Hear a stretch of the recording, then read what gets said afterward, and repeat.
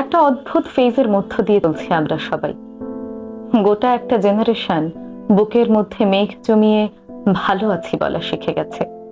School, college, office ব্যাগের ভার বহন করতে করতে মনের ভার বহন করা শিখে গেছে। নিজের সমস্ত না পাওয়াগুলোকে চার দেয়ালের মধ্যে বন্দি করে হাসি মুখে দরজা খোলা শিখে গেছে। কেউ কেউ তো আবার কে এলো কে গেল সেই সব কিছুকে পেছন ফেলে কে থাকলো তার পেছনে ঘোড়ার মতো ছুটছে। কেউ বা কয়েক বছরের বাসি পুরনো স্মৃতির ঢেকুর তুলছে। কোনো কিছুতে কষ্ট পেলে এখন আর ঝগড়া করে না। ভীষণ রাগ হলে এক ঘুষিতে সমস্ত রাগ উগরে দেয় না। দিনের পর দিন কথা না বলে চোখের কাজল লেপটে ফেলে না। আবার ফিরে পেলেও সে আগের মতো আগ্রহ দেখিয়ে ঝাপটে ধরে না, বরং মাথা নিচু করে পাশ কাটিয়ে হেঁটে চলে যায়।